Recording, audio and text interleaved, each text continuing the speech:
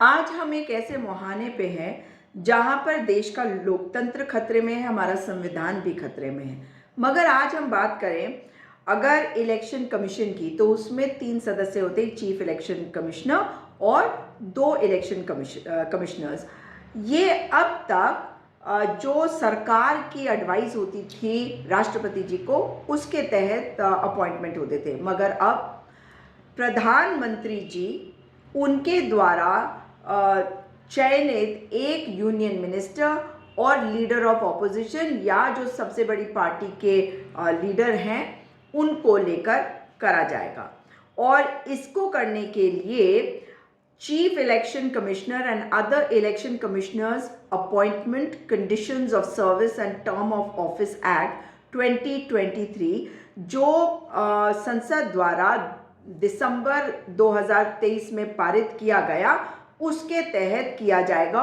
और इसका इस्तेमाल पहली बार अब किया जाएगा। सुनने में आ रहा है कि प्रधानमंत्री नरेंद्र मोदी, साथ में अधीर रंजन चौधरी जी जो कांग्रेस पार्टी के लीडर ऑफ ऑपोजिशन हैं, और कोई एक मंत्री जिनको वो चुनेंगे, उनके द्वारा ये दोबारा से ये प्रक्रिया पहली बार इसको अमल में लाया जाएगा।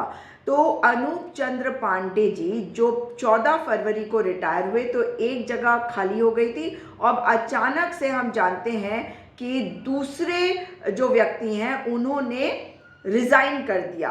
और जिस तरह से ये रेजिग्नेशन आया है गोयल जी का, वो बहुत सारे सवाल वैसे ही खड़े कर रहा है। लेकिन अब अरुण गोयल जी के लिए ये भी कहा जा रहा है कि कोई ना कोई तो कारण होगा, अभी उस पर कयास लगाना ठीक नहीं है, लेकिन उनके कुछ डिफरेंसेस राजीव कुमार जी से हैं, और वो तो खासम खास है भाई, किसके आप जानते हैं। लेकिन अब 15 मार्च 2024 को एक मीटिंग करी जाएगी, प्रधानमंत्री, उनके द्वारा चयनित एक मंत्री और अधीर रंजन चौधरी जी के द्वारा। अगर अधीर रंजन चौधरी जी ये कहते हैं कि नहीं, मुझे ये इस नाम पे मंजूरी नहीं है, तो ये अपने मतलब क्योंकि मेजॉरिटी डिसीजन होगा, ये यूनानिमस डिसीजन तो होगा नहीं, तो ये अपनी मर्जी से जिसको चाहेंगे उनको अपॉइंट करेंगे। यानी कि अब इस वक्त ये कहा जा सकता है कि राजीव कुमार जी इसमें एकमात्र मेंबर है सीईसी के रूप में, और जो बाकी 2 हैं वो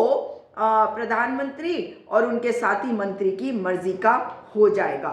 तो लोकतंत्र पे कितना खतरा है ये समय बताएगा, क्योंकि राजीव कुमार जी पर पहले से बहुत सारे सवाल उठे हैं, और चुनाव आयोग को कोई केचुआ आयोग बता देता है, कोई चूना आयोग बता देता है, और चूना लगाने का काम तो इन्होंने कर ही रखा है, इन्होंने ठेका ले रखा है चूना लगाने का। देश के लोगों को संभल के रहिएगा और सवाल पूछिएगा और इसका विरोध करिए अगर लगता है कि गलत हो रहा है, क्योंकि देश के मालिक आप हैं।